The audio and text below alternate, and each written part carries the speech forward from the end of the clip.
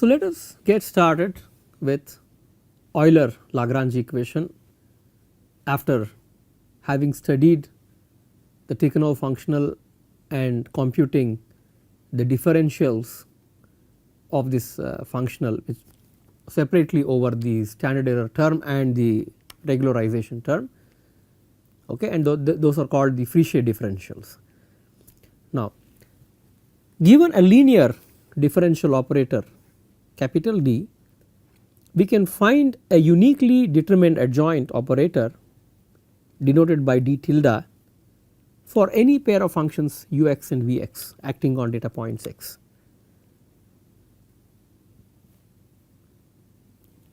And this is subject to certain boundary conditions and assuming that they are sufficiently differentiable, that is up to a certain degree. Now, I look at this integral in an m dimensional space of u of x times this operator d times v of x dx, and this is the same as doing v of x and then an adjoint operator d tilde on u of x. Okay. Now, we make the following definitions. If I let u of x to be differential operator acting on f of x, some function of x, and v of x to be h of x, then this differential d E c of f comma h can be written in this form, right. It is integral over this m dimensional space. My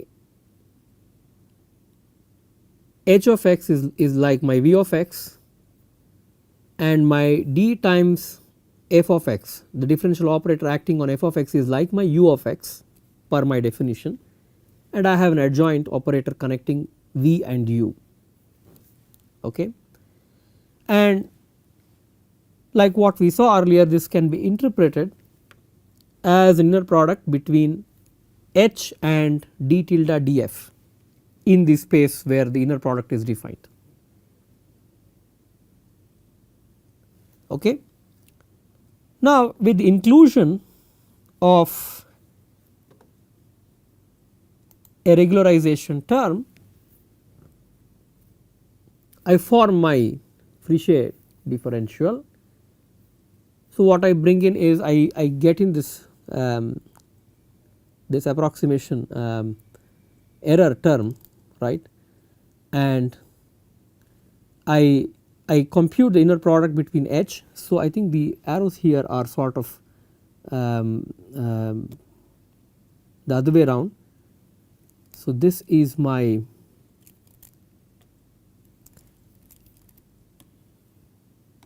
regulatory constraints,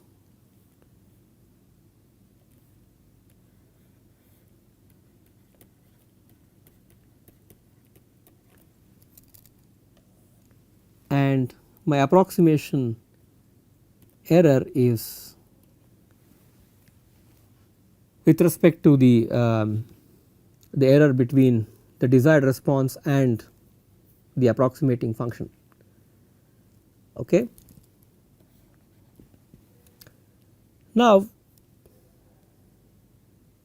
this Frechet differential is 0 for every h in this inner product space, provided this term, the second term, is set to 0. That means d tilde df, if it is equal to 1 upon lambda summation I equals 1 to n di minus f delta xi, then this Frechet differential is 0 for every h in this space.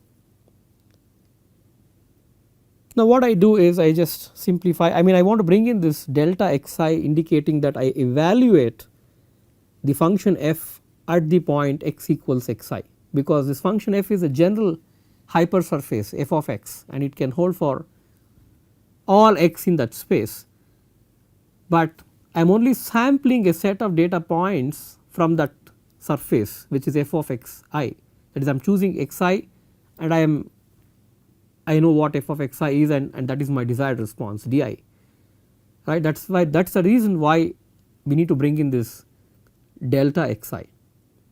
Okay.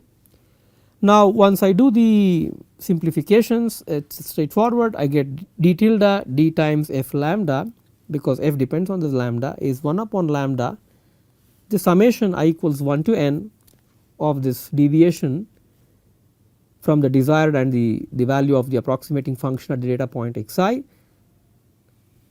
times delta x minus xi, indicating that I evaluate at x equals xi. Now we bring in this notion of Green's functions and try to link these differentials appropriately. So we take a step aside and discuss something about Green's functions. So this equation A that I wrote earlier, right, which is d tilde d times f lambda equals this term here, it represents a partial differential equation in the approximating function capital F, whose solution is of interest to us. So towards this study, let us study let us understand what Green's functions are and how this can sort of fold in to what we are interested in, which is basically solution to this approximating function problem or this mapping problem. Let g of x comma zeta be a function of x and zeta. Zeta is some argument. So it could be a vector, it is a vector, and this function is called the Green's function and it satisfies certain properties. And the work on these Green's functions etc. was done by Courant and Hilbert. So given a linear differential operator L, g of x comma zeta satisfies the following properties.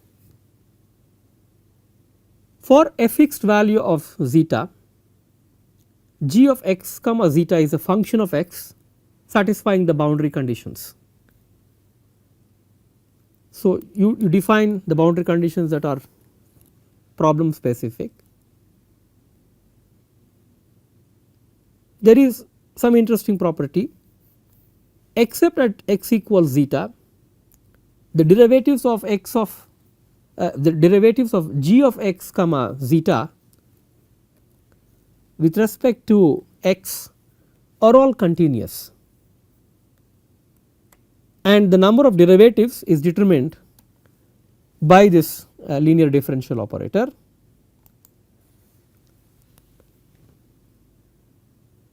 So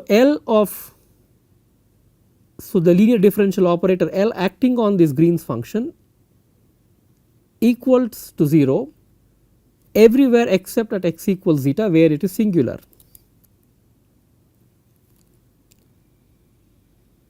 Now L of G, L operating on G, is delta x minus zeta at x equals zeta. So when x equals zeta, it exists and it vanishes otherwise.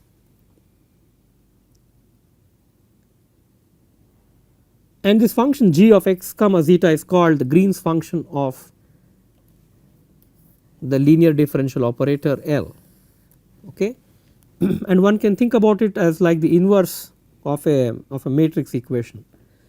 So if you have A times A inverse equals identity, it is something like that, right. The Green's, when you have a linear differential operator acting on the Green's function parameterized by x and zeta, this is delta x minus zeta. Now let us see this in the context of our study here. Let phi of x be a continuous or a piecewise continuous function of x in an m dimensional space. Then f of x is given by this integral in the m dimensional space, the Green's function times phi of zeta, and this is a solution. This is a claim here. I think I want to make this clear. The claim is that this is a solution to L times f of x, L operating on f of x equals phi of x. So let us verify the validity of this result and then see the connections to what we have. Now I take L times f of x and I just plug in f of x here. So f of x is this integral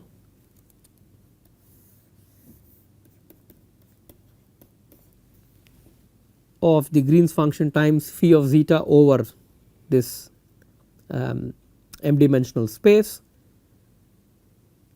and I have L operating on this integral, and since it is a linear operator I can fold this L inside the integral.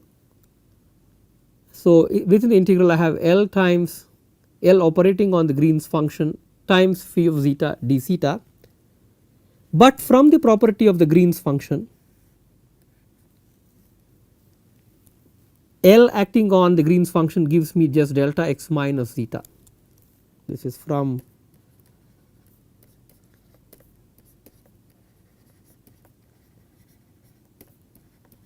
the property of Green's functions. Now this is a familiar integral. We have delta x minus zeta times phi of zeta, which exists when x equals zeta and 0 otherwise. So this straightforwardly gives us phi of x, which is pretty nice because the linear differential operator acting on this function f of x, this is this approximating function, gives me just phi of x.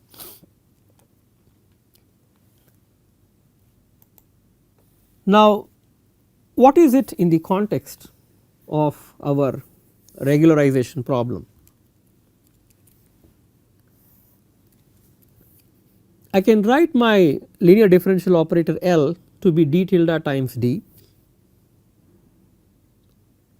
and I write my phi of zeta to be this equation here, which is 1 upon lambda summation over all the data points, the deviation between my desired and the approximating function evaluated at the data point xi.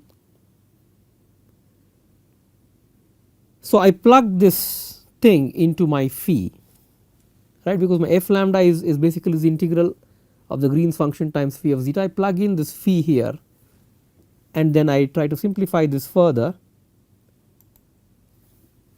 So what I get is as follows, right. I just plug phi of zeta directly into f and I make my simplification.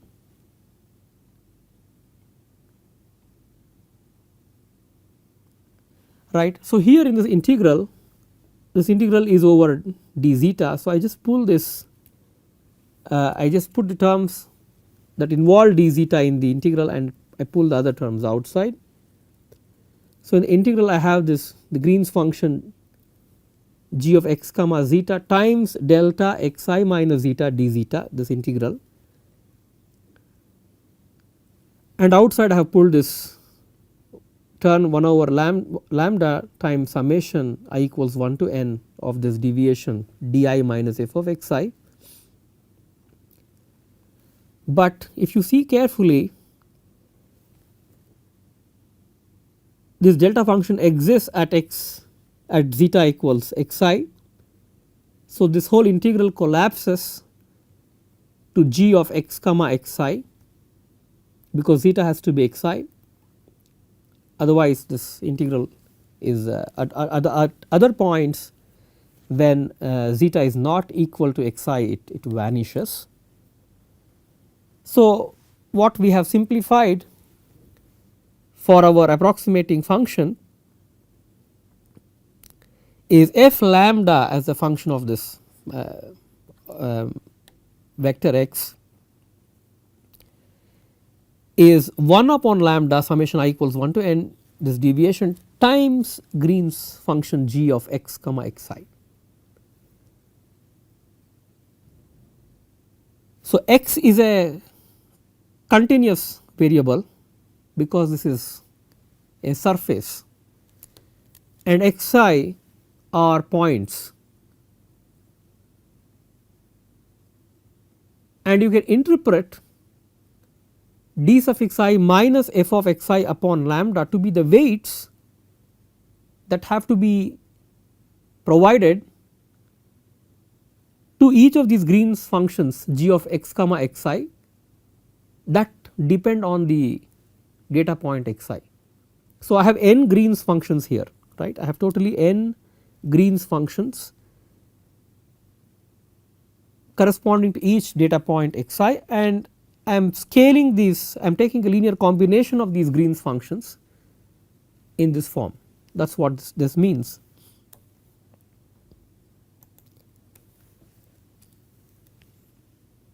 So, to sort of summarize just this equation that I wrote earlier, the minimizing function to the regularization problem is a linear superposition of n Green functions, and the points xi represent the centers of the expansion, and these coefficients d suffix I minus f of xi upon lambda, they represent the weights of this expansion,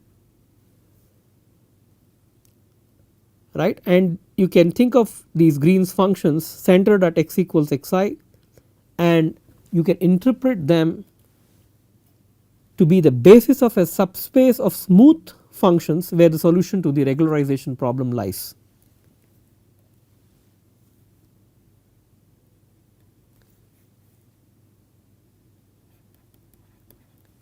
Okay. Now, this is an important interpretation. That means I can get my f lambda, which is my surface as a function of vector x, using a linear combination of Green's functions. The weights associated with these individual Green's functions depend on my data pairs xi and di, and each Green function has a parameter that depends on the has an argument that depends upon the data point xi, right. This is a very important interpretation. Now, you may question, how do I choose the weights, right. Now, w suffix I is 1 upon lambda of this deviation, that is di minus f of xi. So, if I set this definition, so I put a triangle here, this is how I define. Now, f lambda of x is basically a linear combination of Green's functions. I write it as summation I equals 1 to n w suffix I, this Green's function having these arguments x and xi. X is continuous and xi is a data point which is discrete. Now, I have n data points, I have n Green's function appropriately, and we evaluate this equation 1 at every point xj, j equals 1 to n, right. You just have to recall that this is a continuous variable just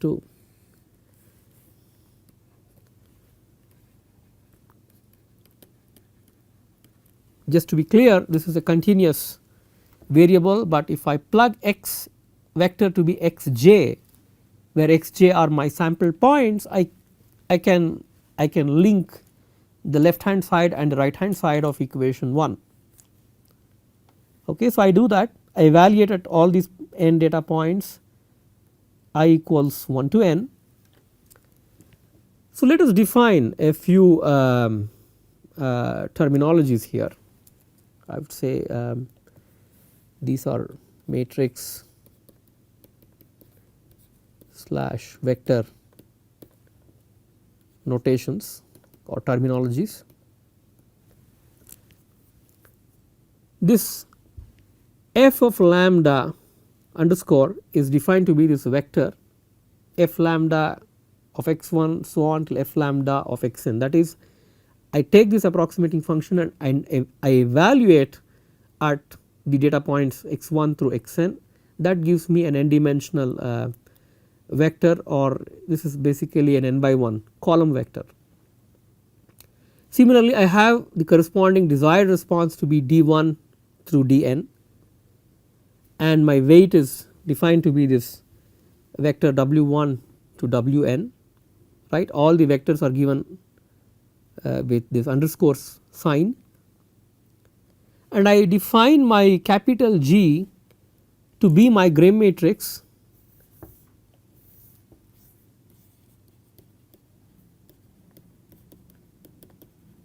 that is formed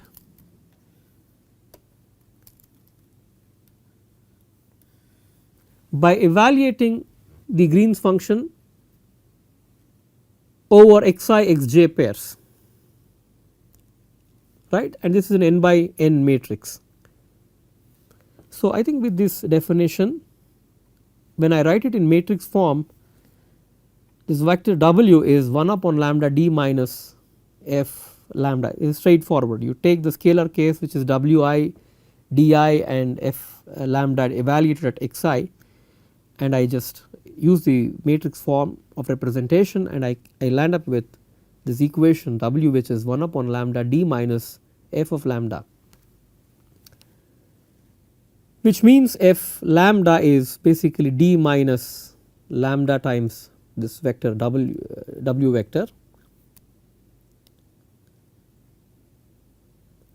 But I know that f lambda is linked to w through this Green's through this Graham matrix G, right, which is whose each entry is evaluation of the Green's function at the data point xi xj, right. So, just to recall, G is your G xi xj evaluated at the point, and this is G is a matrix. So, f lambda is G times w. Now, I plug everything together, right. I want d, I just focus on this equation here,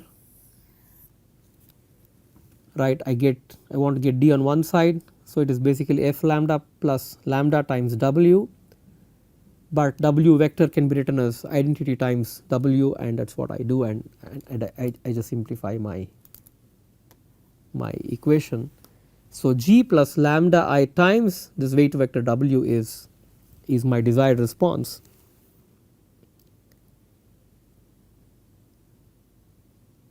And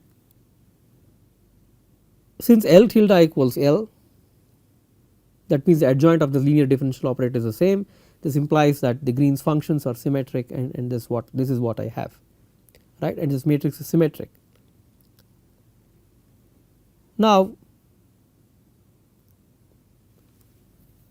all functions in the null space of D are invisible to the smoothing term or the regulatory constraints given by norm D operating on F.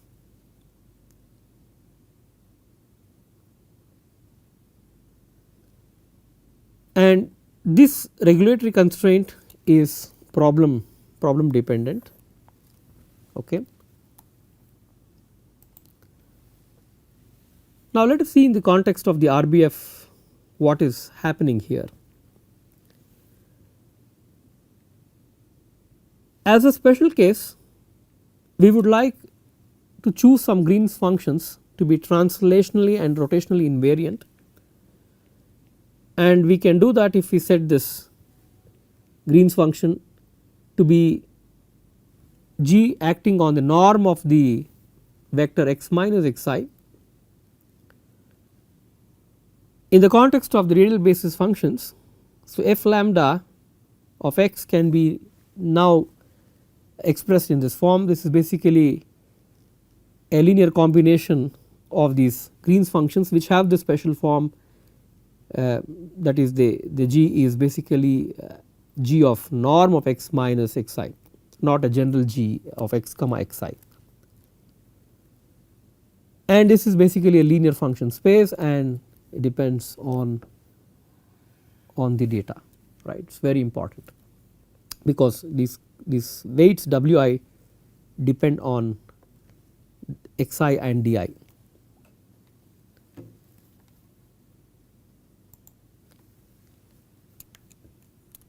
We assume Gaussian units in the radial basis function network, right. In the RBF network we use Gaussian units.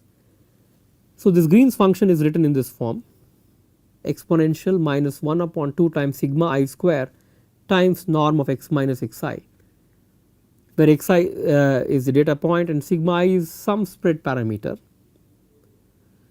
And when we learned the hybrid learning algorithm, we said that we can partition the space into different clusters, and over each cluster I look at the cluster variance, right, and I can use that term here. And if I want to be avoiding too peaky or too flat distributions, I choose sigma square to be uniform for all the radial basis functions, function units, RBF units, and I can replace sigma I square in this equation to be sigma square, and that is the form that I have for my RBF response. Okay. Now, this idea will lead us. So, the idea that we have here using